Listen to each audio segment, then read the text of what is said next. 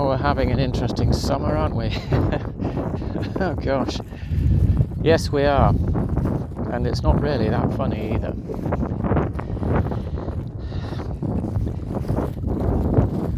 This is my view of what's happening in the streets and what needs to carry on happening in the streets. I'm not condoning rioting,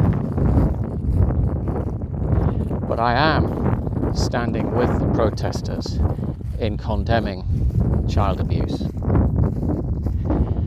This is what I believe. I've sat quietly with what's happening.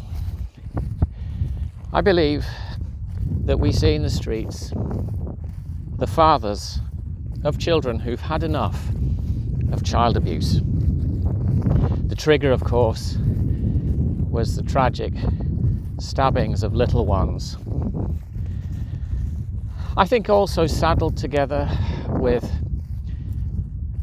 an Olympic opening ceremony that for me had little to do with the Last Supper and more to do with a global sporting event, yet again perpetuating perversion, corruption, gender confusion, and just wickedness generally.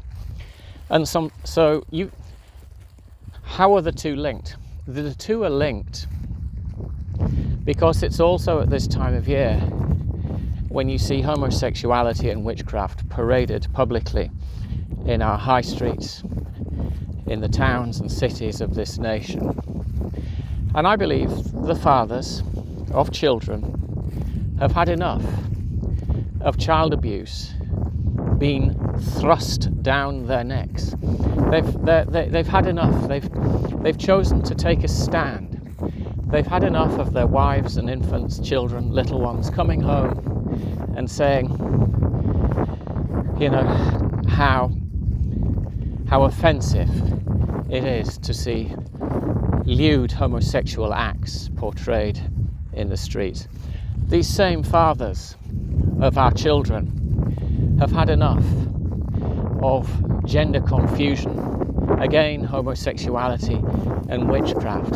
Paedophilia, all of these things in a sense are being normalised and have become part of the national curriculum. Even the Church of England, regrettably, appears to be confused about this issue.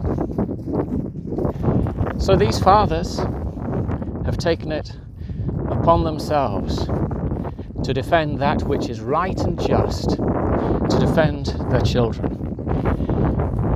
My hope, my prayer is that other fathers will join with these men, that we'll see a reduction in the destruction of property.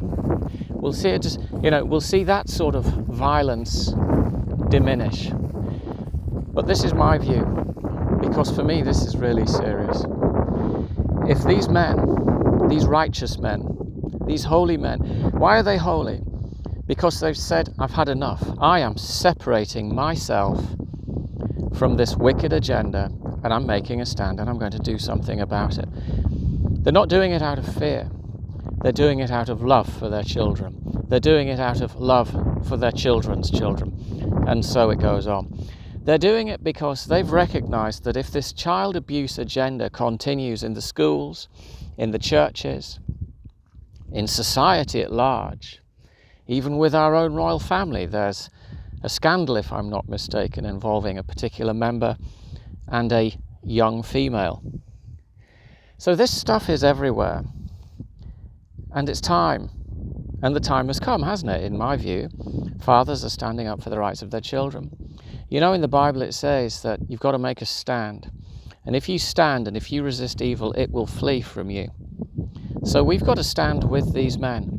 Stand in prayer, stand in finances, go and stand in the streets with them.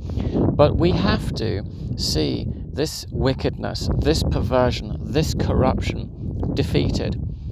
You know, a little bit like Hamas want to push Israel into the sea. We need to see the spirit behind this child abuse agenda pushed into the sea, just like Legion came out of the chap there and all of those pigs were drowned. We need to see a lot of pigs drown here. And so we need to stand together as men in this country, as fathers, if you're a father, as a son, we've got to stand, because if we lose this battle, the next one will be harder to win. Now, if you look with me, how do you look with me when I'm speaking into a camera? If you look at the book of Leviticus in chapter 18, you'll see, and I'm not asking you to be a believer, I'm just asking you to look at a book here. You can believe in God, you cannot believe in God, but every man, woman and child on this planet has a knowledge of good and a knowledge of evil, and some of us are making a stand against evil and a stand for that which is good.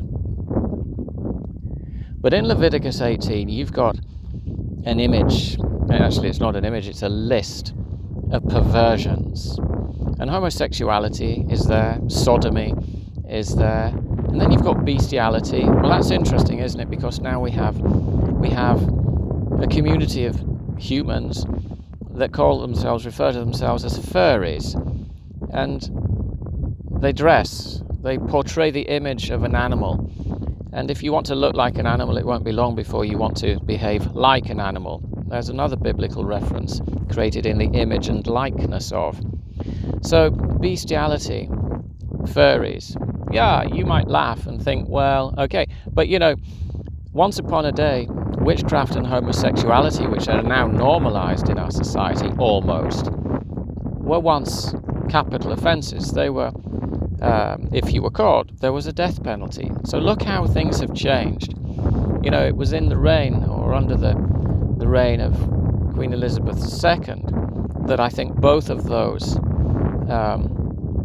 issues were decriminalized, or at least those horses were allowed to bolt from their stables. And just look how they've bred in 80 or 90 years.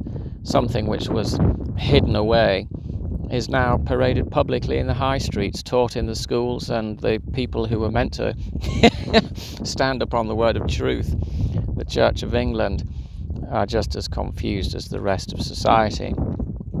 So what will happen? Well, give it 30, 40, 50, 80 years, what you'll see is the furries will have matured into some sort of movement, and there'll be a private member's bill, if there is still such a thing as a parliament, and people will be wanting to wed their pets. You can see it coming. The Church of England is already struggling with this whole sort of idea of gay marriage. Well, how on earth, can you imagine the struggle they're going to have when it's proposed that they now have to marry, of course at the discretion of the local vicar, one man and his Labrador. So these are the battles laid out ahead of us. They're laid out for us in Leviticus 18. St. Paul speaks a lot about sexual perversion and corruption, probably more than anything else. And he's right to do so. So I say, stand with the fathers.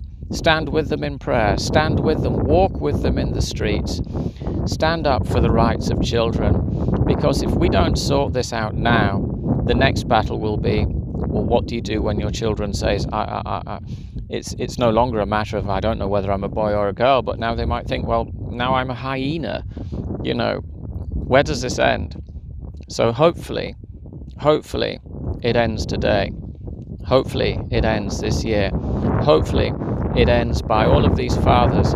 They keep on going, they keep on pushing, they keep on writing to their MPs, they keep on writing to their local vicars. I don't care whether these people are believers in God and Jesus or not.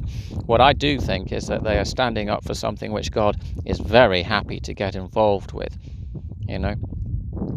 His attitude to his children is, I love you. Sometimes he corrects his children, but what loving father doesn't correct his children? And perhaps the Almighty has allowed these events to take place in order for a group of fearless, righteous men to rise up in this nation and to say, we've had enough of this, sexual immorality. We've had enough of this child abuse. We've had enough of this witchcraft. This isn't who we are. This isn't who we are as Brits, and this isn't who we are as human beings. So, God bless you. Carry on pushing. Carry on standing. Try not to be so destructive, but keep focused. You're doing it for the kids. You're doing it for generations to come. So I commend you in your efforts, and I would encourage others to join with you.